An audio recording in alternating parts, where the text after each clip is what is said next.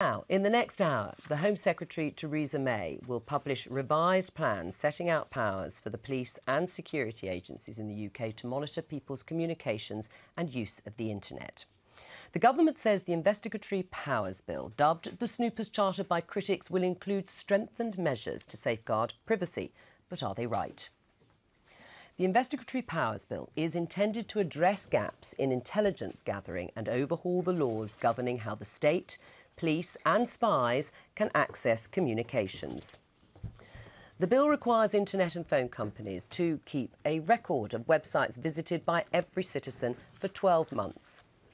It also lays out powers for the security services to perform bulk collection of personal communications and data in order to hack into phones and computers.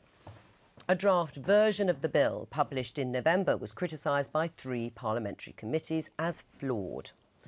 They were concerned the proposals lacked clarity and could be too intrusive. Today's bill will address some of these issues. The government says it will include stronger controls to protect freedom of speech and privacy.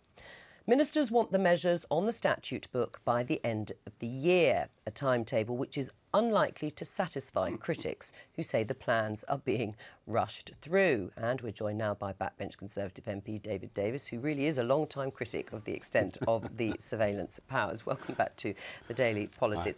I mean, the government says it's listened to the concerns, it's made the necessary changes, it's done what you and others have demanded. So why aren't you satisfied? Well, at the moment we haven't seen the bill, so perhaps appropriately. I'm sure you've heard. I'm sure you've heard. Perhaps it's appropriately secret at the moment, you know. But maybe. But there are a lot of. I mean, it's a huge bill for a start. It's taking over from about 66 different statutory mechanisms that were previously used, and it's going to have a whole series of criticisms to meet.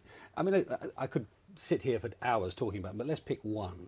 The intercept approvals by the Home Secretary. She does about 2,500, 2,700 a year. That's about 10 a day, a working day. How on earth is that the way for democracy to control intrusion? I don't know, bugging someone like Ken there. So. Right, well, we could come on to that. I mean, judicial authorisation, though, of warrants, you said that would be 9/10 of the way there when we spoke to you about this. There is going to be judicial authorisation. There will be this double lock procedure, as they call it, intended to ensure interception warrants will have to be signed by a judge. So there won't be this case of just ticking it off. Unfortunately, it is ticking off. There was a great debate after the various committees commented about whether or not the check carried out by the judges, if you like, is anything more than a sort of, is this a ridiculous action? So what are you wanting? I mean, you want to have a lot more time spent on each individual? I want the judge to take the time, a security cleared judge who's done this hundreds of times, and there are lots of them, and they could do it much better than the Home Secretary, and actually do it properly, not just rubber stamp the Home Secretary's decision, which is what's happening. Home Secretary first, judge second. But why, you know, why how many judges can overrule a Home Secretary? Well, I was going to say, why are you so sure they wouldn't?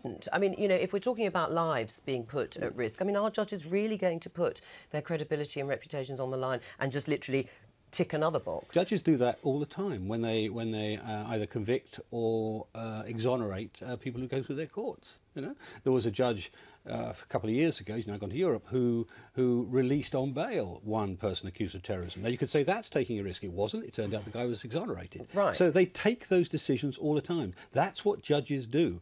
And they don't do it from the point of view of a politician who's afraid of being on the wrong side of the argument. But, I mean, what sort of guarantees do you want here? I mean, if they've given you some sort of judicial authorisation, you say it's not thorough enough. What sort of proof and evidence will you want to actually satisfy you without being accused of moving the goalposts? What they may do on the face of the bill is change the way the judges do it. At the moment, the judge is just checking for a ridiculous decision. If they say the judge has got to check the decision properly, look at the facts, look at the evidence. If they did that, that'd be different. I would rather have it the other way round, judge first, not Home Secretary, but that would be a real improvement. Would that satisfy you, having a judge not just rubber stamping, but literally checking that the right decision has been made? I trust the judgment of a judge more than I trust the judgment of the Home Secretary. Yeah. But I mean, if we look back at who's been bugged over the years, I'm not complaining they bugged me, but they bugged Harriet Harman.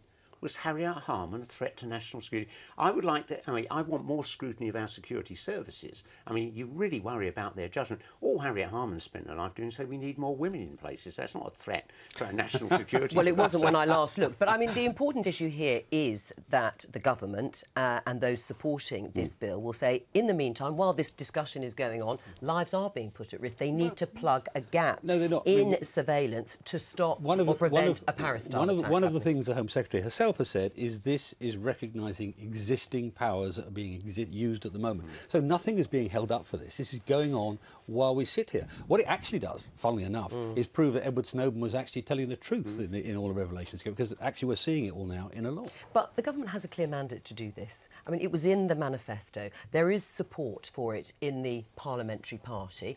And in the public's eye, I don't have the statistics precisely on how they would view this, but I would suggest to you that if they are presented with an either-or, they'll go for more surveillance powers. This is a 250-plus page bill that's going to be pushed through the House rather quickly, I'm afraid, and it won't be time for even MPs to understand it all, let alone members of the public. I mean, I doubt if you went out in the street now and asked how many, 100 people, what about the Investigatory Powers Bill, they'd even know what it was. Right, what about the collection of data and the holding of that data? I mean, to some extent, it's like some companies are just not going to play ball anyway with that, so it's not going to quite be the free-for-all that you and others have seen, that they'll have all this unnecessary data collected on people, which, yes, people would be unhappy about. Why should they be holding vital bits of information as they would see it, but actually just everyday bits of information to you and me? Well, one of the problems is not just about the holding of the data. I mean, the biggest argument is about how they access it. At the moment, you get approval from other officials in the same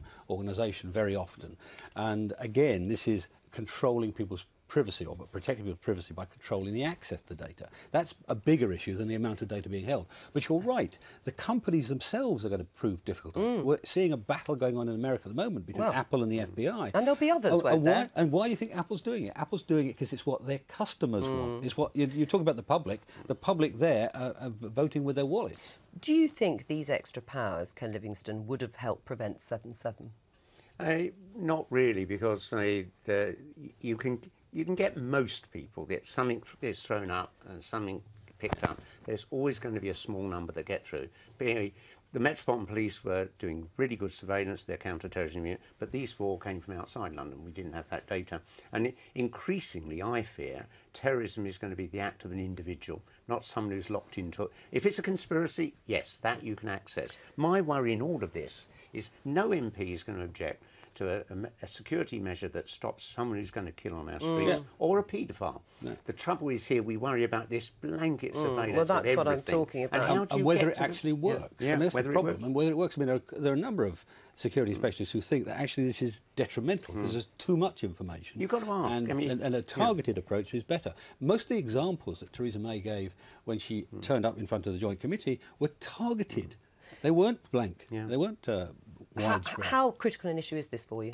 Oh, it's very important. It's very important. I mean, I actually think there's an opportunity here for getting some new consensus around what this, this is not a left-right issue. It's an issue about what works, what doesn't work, what will protect privacy, what will actually catch terrorists. And that can be done. Well, let's talk about another form of access, David Davis. Should Eurosceptic ministers be allowed access to government briefings and papers in the Of course they should. Of course they should. I mean, look. Why? The government has a position. It says, our position is stated to remain, and the top civil servants in the country. Every government in history had a position they wanted to win the next general election, but they couldn't use the civil service to do it, And what this is about is, I mean, someone like Ian Duncan Smith, much of this argument is about immigration and welfare and so on, and his department is not allowed to tell him about what his job is. It's ridiculous. But do you agree with William Hague, though, that these are procedural arguments, they're tedious, irrelevant to the voters? Well, it's a very Blairite point of view. Process doesn't matter. Actually, I think the public will smell something about this and say to themselves, is this a fair process? And if they come to the conclusion it's not a fair process, they'll stop believing the government full stop, and that's not in their advantage. And also, if the government's data is true, why not let people see it? I mean, my worry is that they're keeping this away from people like in Duncan Smith because he might be able to demonstrate it's a load of old tosh. Yeah, which is probably the case. Well, on that note, thanks very much, David Davis.